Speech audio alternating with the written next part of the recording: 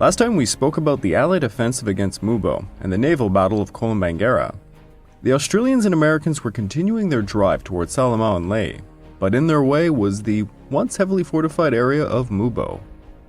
Because of the intricate diversionary attacks in multiple places, the Japanese gradually lifted their defensive positions in Mubo until the time was ripe for the Allies to seize it. The Pimple, Green Hill, and Observation Hill, places that had caused tremendous suffering and hardship, were finally seized. Mubo was secured. And over in the Solomons, the New Georgia campaign was continuing, forcing the Japanese to make another daring Tokyo Express run like they did at the Battle of Kule Gulf. Yet again, Admiral Ainsworth went out to face the enemy, completely ignorant of their torpedo capabilities, and he paid dearly for it. Today we are going to continue those stories. This episode is The Drive on Munda Point.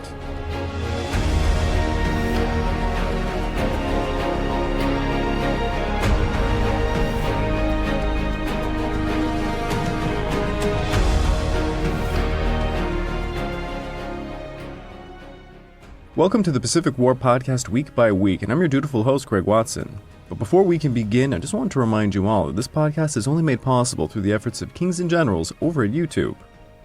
Perhaps you want to learn a bit more about World War II? Kings and Generals has an assortment of episodes on World War II and so much more, so go give them a look over at YouTube. So please, subscribe to Kings and Generals over at YouTube and continue to help us produce this content by checking out www.patreon.com/kingsandgenerals. And hey, don't forget about our sister podcast over at The Age of Conquest, The Fall and Rise of China podcast, written and narrated by me. And if after all that you are still hungry for some more history, why don't you check out my personal channel, the Pacific War channel over at YouTube. Looking for something different? Maybe you're an anime fan. Why don't you check out my review of Grave of the Fireflies? Also, just a friendly reminder, I myself have a Patreon account, which can be found at www.patreon.com/thepacificwarchannel. Over there, you can find exclusive podcasts, like my 4-part series on General Kanji Ishiwara, the mastermind behind the Mukden incident, and the author behind the Final War Theory. Check it out, it would mean a lot to me. Today we are starting with the main drive towards Munda. We are picking up from last time, where General Wing had finally begun his main advance on Munda on July the 9th. Now the landings had occurred on July the 2nd. From then on, the Americans were busy making other landings, such as the one at Rice Anchorage, getting forces to assembly points and trying to hinder any efforts by the Japanese to reinforce Munda. If you were looking down upon a map, it would basically look like multiple forces taking up positions that cut off trails and ports that extend towards Munda. Everyone had a unique task and a timetable, but as we all know, not everything goes according to plan. When General Wing ordered the main advance, 2 infantry regiments were greatly delayed, those being the 172nd, who moved a grand total of 1,100 yards, and the 169th, who made 0 ground at all. The war planners had not considered how difficult it would be for ground forces to travel the single narrow tracks, the dense jungles, the mangroves, the creeks, the ridges, and the ravines. The men found navigation difficult, and whenever the terrain seemed to narrow, they found Japanese defenders. The 172nd were ordered by Major General Hester to carry out flanking maneuvers against a roadblock set up by the 9th Company, 3rd Battalion, 229th Regiment, while the 169th attacked them frontally. They were supported by heavy artillery, naval bombardment, and aerial bombing. But General Sasaki correctly predicted the American commander's intentions and responded to them rather quickly with his own counter-flanking maneuvers. His forward area was held by Japanese snipers, well concealed in baskets in trees, who employed rifles that gave little to no muzzle flashes, something that was turning into a real trait for the Japanese. The 172nd progressed a few hundred yards with its 1st Battalion leading the way, the 2nd behind them, and the 3rd following from quite a distance.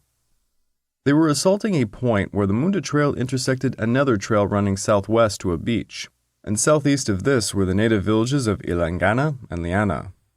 The Japanese managed to keep them 1,500 yards away from the defenses. The artillery was not working to dislodge the Japanese from the roadblock, and during the night the Japanese were reinforced with some units of the 11th Company, who took up some high ground later called Ren.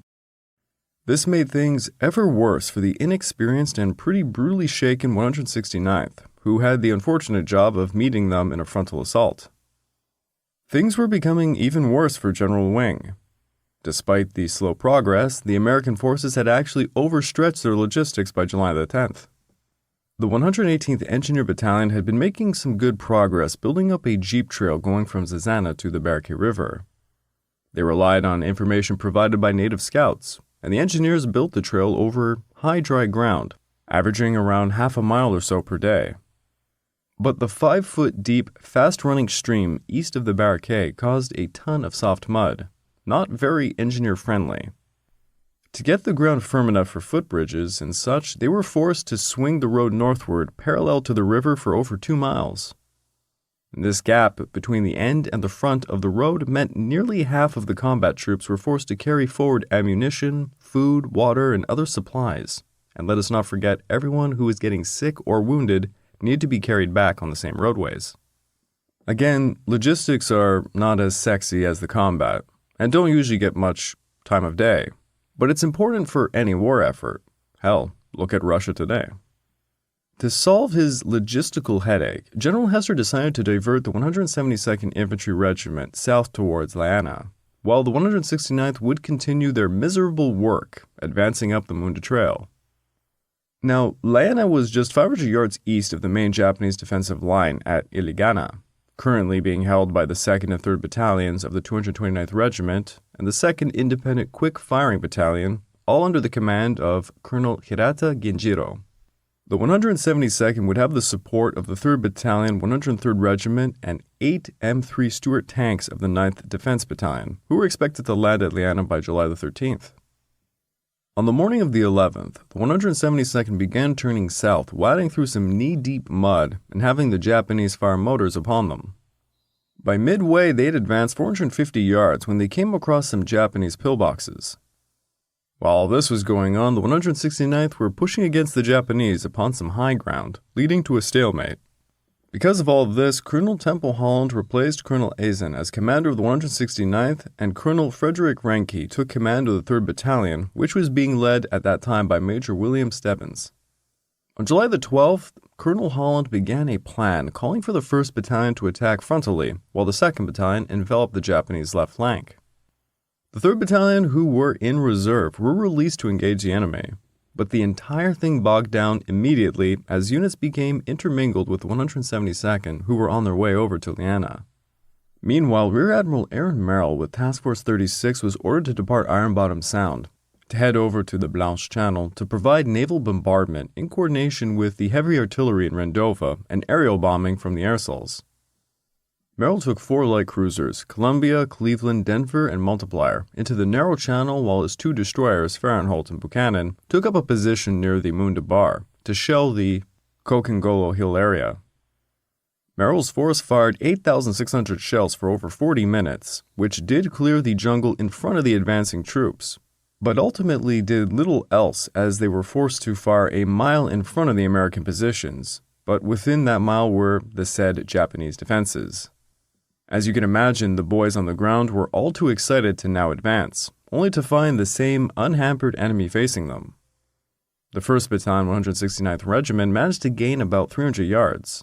The 2nd Battalion received enfilading fire from a ridge to the north, unable to progress, and the 3rd Battalion assaulted the southern ridge for several hours, enjoying some artillery and aerial support. Over to the south, 172nd were stuck in front of some pillboxes. These pillboxes were not made out of concrete, but instead coconut logs and coral. Pretty ingenious stuff. They ranged from 10 to 12 square feet, with 3 to 4 layers of logs banked with 6 to 8 feet of weathered coral. Their ceilings were usually around 10 feet from the floor, dug into the earth so that 2 to 4 feet of the pillbox projected above the ground.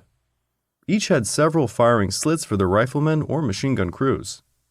Outside the pillboxes were foxholes and trenches connecting all positions. All of this was very well camouflaged, using earth, grass, vines, palm fronds, and such, leading Americans to stumble onto pillboxes without even noticing it. One remark made by the 43rd Division after coming across them was that they had an easier time smelling them than seeing them. So if you ever watched classic Pacific War films or the Pacific series on HBO, for example, and wondered how some of these pillboxes were made, Well, there you go. On the morning of the 13th, Colonel Holland requested some aerial support, and he got some at 10 a.m. 12 Dauntless dropped 1,000-pound daisy cutters upon some smoke markers laid out by the 169th. The dive bombers managed to hit the target perfectly before Holland ordered the men to charge in. The 2nd Battalion went through the center, while the 1st Battalion took the right and the 3rd Battalion took the left.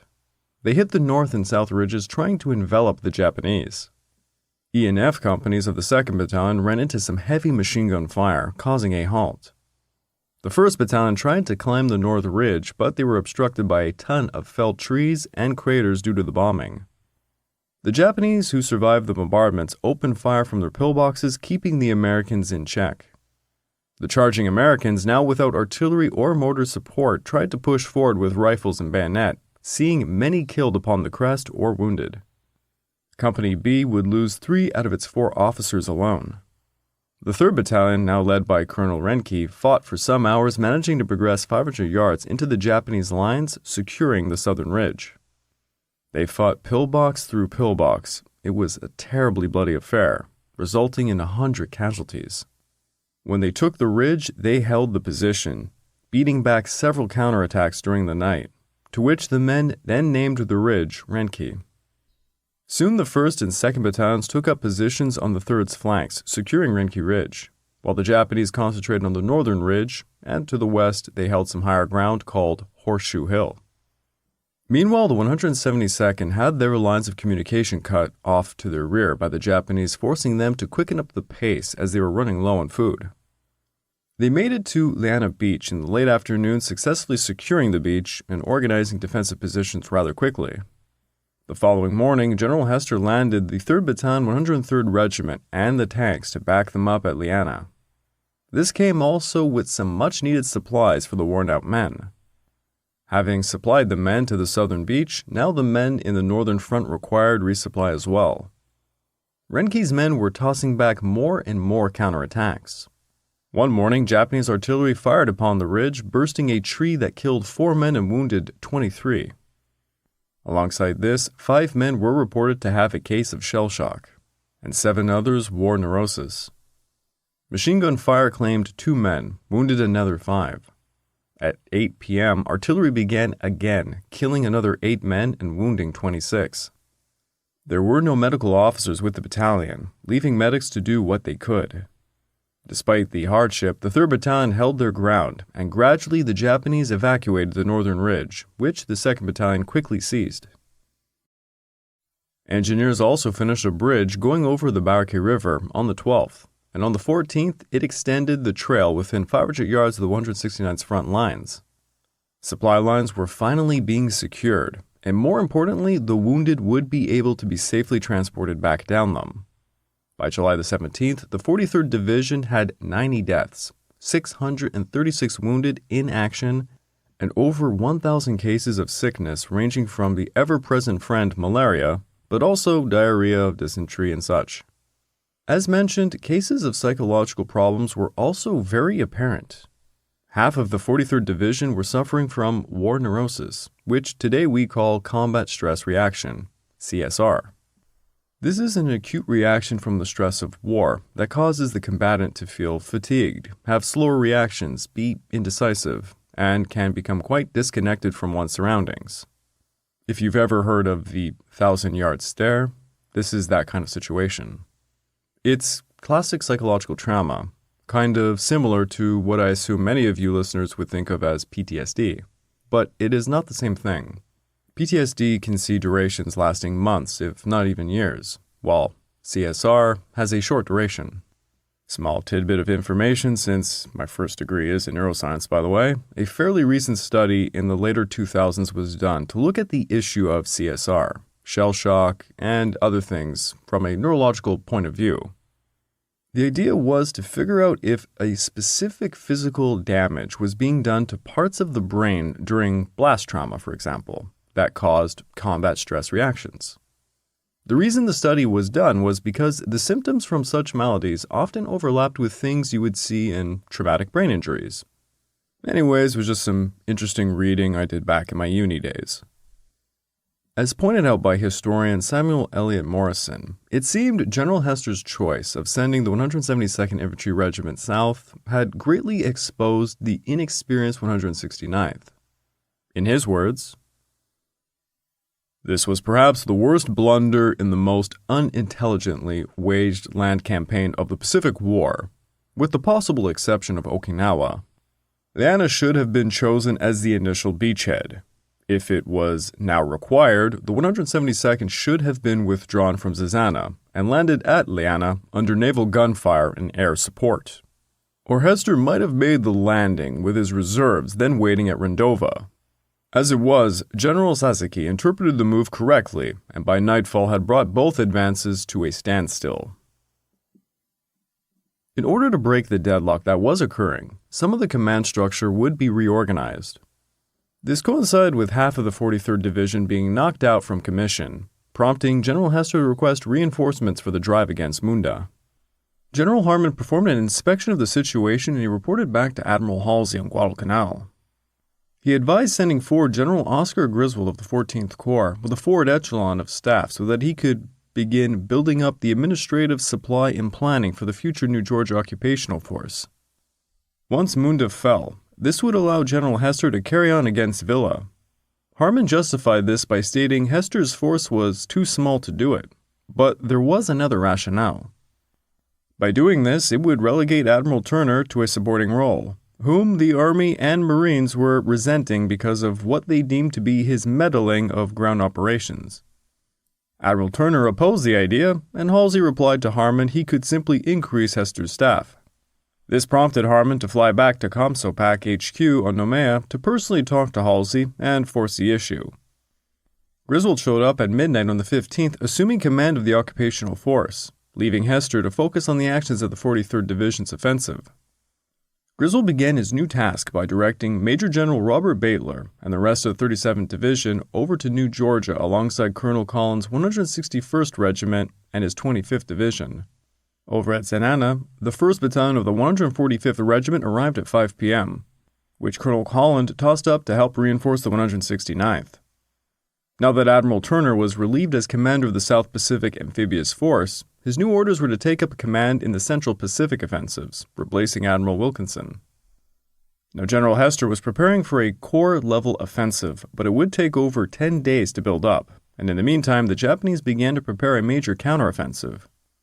On July the 16th and 17th, some small attacks were performed against the Iligana line, supported now by the newly arrived tanks, but a lack of coordination between the 172nd Regiment's infantry and tanks led to a bit of lack of progress. Nonetheless, the tanks did help against the pillboxes. The tanks took up a wedge formation and used their 37mm guns with high explosive shells to dislodge the panicking Japanese trying to fight back with their machine guns. However, the Japanese were only fazed by the arrival of the tanks for about a day, as on January the 18th they started to employ anti-tank strategies to great effect. The Japanese defenders began tossing a mixture of mines, Molotov cocktails, and flamethrowers, forcing Griswold to withdraw the remaining tanks and ordered the transportation of the 10th Defense Battalion's tanks to reinforce them. Meanwhile, the 169th Regiment were advancing southwest towards Kelly Hill, located 400 yards southwest of Renki Ridge. They faced little opposition, but they would soon see wave after wave of Japanese counterattacks trying to dislodge them. Over on the other side, the 1st and 3rd Battalions of Colonel Tominari's 13th Regiment had arrived at the scene, and they managed to bypass Colonel Liveredge's roadblock. General Sasaki planned to toss Tominari around the Americans' right flank near the East Bridge over the Barque River. From there, they could advance upon Zenana Beach. By July the 14th, the 13th Regiment were marching towards the Upper Barque, but the men lacked maps and they were hacking their own trail. Tominari said of this, "If we had to go round and round in circles in the jungle, not having been able to find the enemy, nor having been able to help the 229th Regiment and let them die, it would really hurt the reputation of the 13th Infantry Regiment had for a long time, since the Sino and Russo-Japan War. That was why most soldiers were feeling the pressure. Finally meeting the enemy at that point was like meeting Buddha in hell." It would take them days to march through the thick jungle. On the night of the 17th, Tominari and the men found a jeep trail heading towards General Hester's HQ on Zanana Beach. He ordered his men to attack the area, which at this time was being guarded by a platoon of the 43rd Reconnaissance Troops and 70 Fijian commandos led by Captain David Williams. General Hester was not at the HQ at this time, he was at Liana, but Generals Wing and Barker were. The Japanese launched simultaneous raids against the engineer and medical bivouacs and the 43rd Divisional Command Post. At the same time, Captain Kojima of the 229th Regiment launched an attack against Kelly Hill on the 18th. At 10 a.m., Japanese machine guns north of Kelly opened fire as riflemen charged the western slope.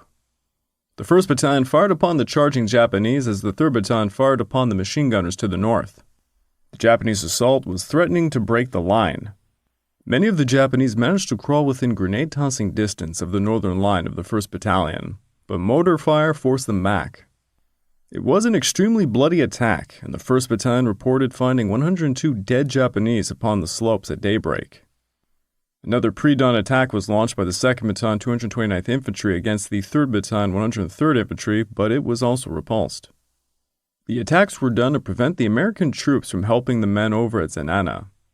If all went well, Sasaki could destroy the 43rd Division's rear installations, cutting off major lines of communications to the surrounding frontline forces. Tominari's raids, however, were quite chaotic and disorderly. Rather than an organized assault, it fell into a series of separate smaller raids, allowing the very few reconnaissance and Fijian commando units to fend off the invaders. The reconnaissance forces repelled the attacks upon the engineer and medical bivouacs, while the Fijian commandos manned a perimeter alongside headquarters personnel, such as drivers, medical orderlies, clerks. Everyone grabbed a rifle despite not even knowing how to use it, maybe only having basic training under their belt. The Fijians had better eyesight at night than anyone else, and they showcased their abilities to the Japanese, who were certainly not used to being contested in that field of expertise. Tafa, a Tongan, was firing from his foxhole when a Japanese officer wielding a katana and a grenade in the other hand charged at him. Tafa used his Owen gun to mow down the man, killing him.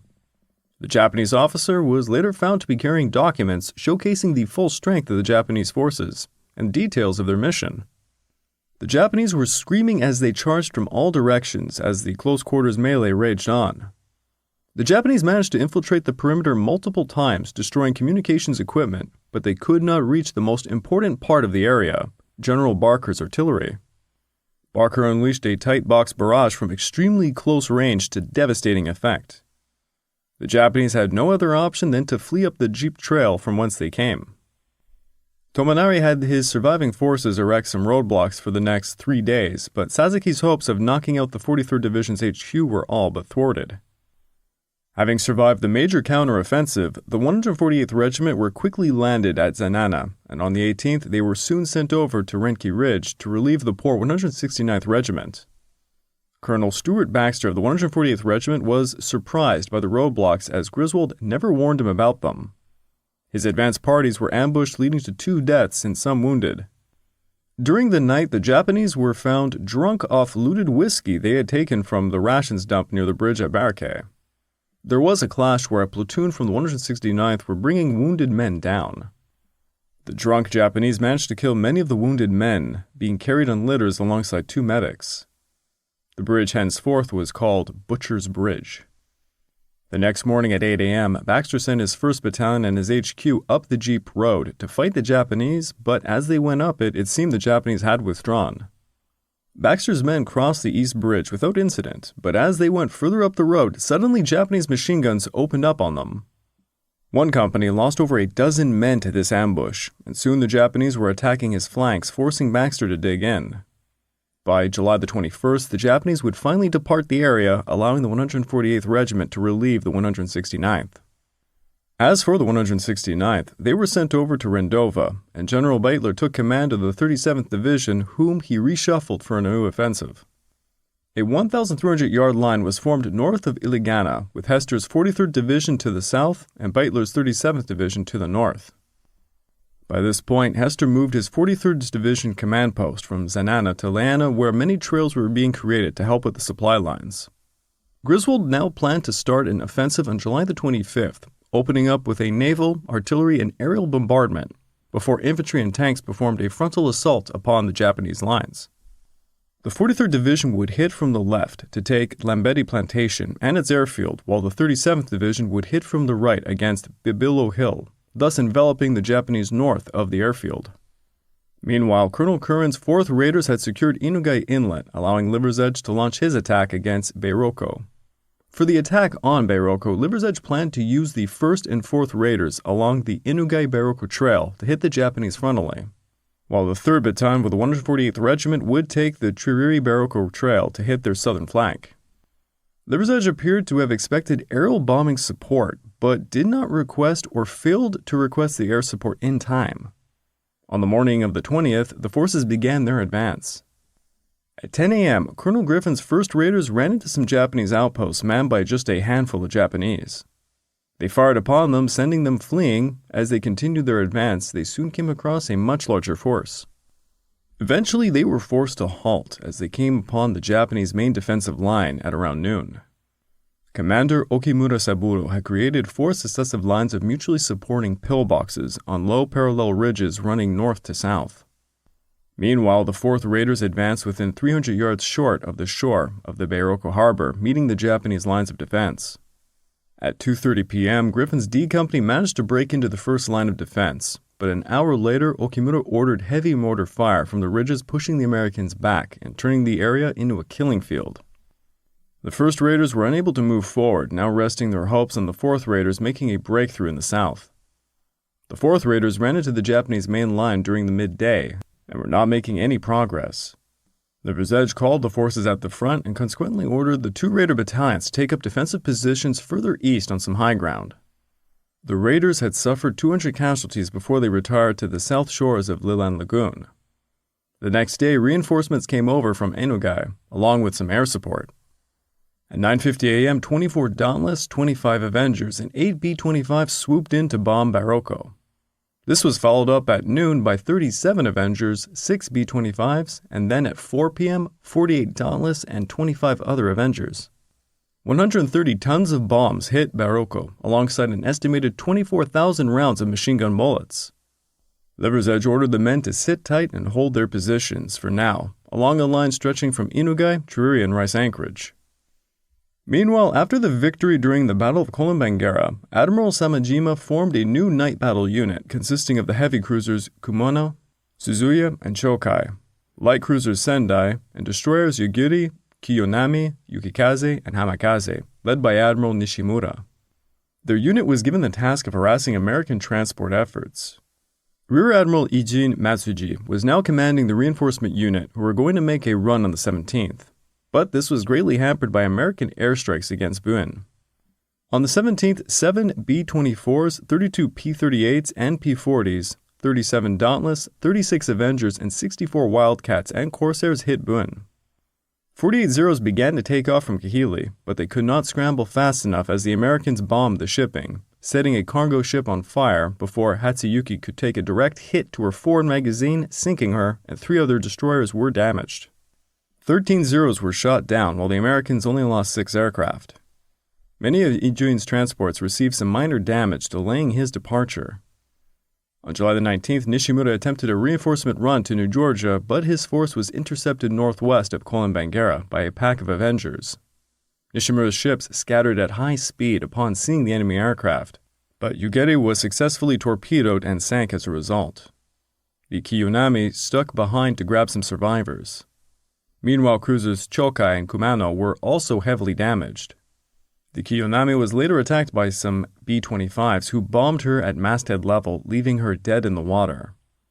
The B-25s also attacked the transports, doing some minor damage to the Matsuzuki and the Minazuki. 582 men, 102 tons of supplies, and 60 drums of fuel were successfully delivered. But the terrible losses led to the newly formed night battle unit to be canned. On the 22nd, another reinforcement convoy consisting of the seaplane tender Nishin and destroyers Arashi, Izokaze, and Hagikaze made a run to Bougainville, led by Rear Admiral Isugi Morikazu. They were carrying 630 men of the South Sea's 4th Guard Unit, 22 tanks, and 8 artillery pieces. They were intercepted by a huge force consisting of 12 B-24s, 16 Dauntless, 18 Avengers, escorted by 134 fighters flown by the US Army, Marines, and New Zealanders. The Nishin was devastated by bombs, torpedoes, and strafing attacks, leading her to sink within 14 minutes from the start of the interception. Of her 633 crewmen and 630 troops on board, only 178 would be rescued later on by destroyers who faced considerable attacks from aircraft in doing so. Despite the rather insane levels of Allied aircraft attacks, General Imamura continued to commit more forces to the defense of the Central Solomons, now assigning the elite 2nd Battalion 230 Regiment Yano Battalion, led by Lieutenant Colonel Yano Keiji, to reinforce Villa. They were sent aboard destroyers Yukikaze, Mikazuki, and Hamakaze on the night of the 23rd. Instead of sailing through the slot, they used the Wilson Strait, which was very fortunate as Admiral Merrill was coming up the slot with a large task force to supply Liver's Edge at the Inogai Inlet. So at least one poor Japanese transport effort dodged a bullet. I would like to take this time to remind all of you that this podcast is only made possible through the efforts of Kings and Generals over at YouTube. Please go subscribe to Kings and Generals over at YouTube and continue to help us produce this content by checking out www.patreon.com/kingsandgenerals. And hey, don't forget about our sister podcast over at the Age of Conquest, the Fall and Rise of China podcast, written and narrated by me. And hey, if after all that you were still hungry for some more history, why don't you check out my personal channel, the Pacific War channel over at YouTube. And I do have a personal request. I have recently unleashed some podcasts featuring interviews with Dave of the Cold War channel, Cody of Alternate History Hub, and Nitin of Flashpoint History. Please check out those episodes. I'd like to build up a podcast presence on YouTube. Though I will note, you can catch those episodes also on Spotify at the Pacific War Channel podcast. Also, just a reminder, I do have a Patreon account where you can get early access to all of my content and access to the exclusive podcasts over there, like my 4-part series on General Kanji Ishiwara, or my little piece on comparing the Opium War of the 19th centuries to the current fentanyl crisis in North America. Please check it out, it would mean a lot to me. The American drive upon Munda was seeing significant delays as the Japanese proved themselves very capable at defense, especially when they're in pillboxes. However, the battles to reinforce New Georgia were costing the Japanese defeats or Pyrrhic victories.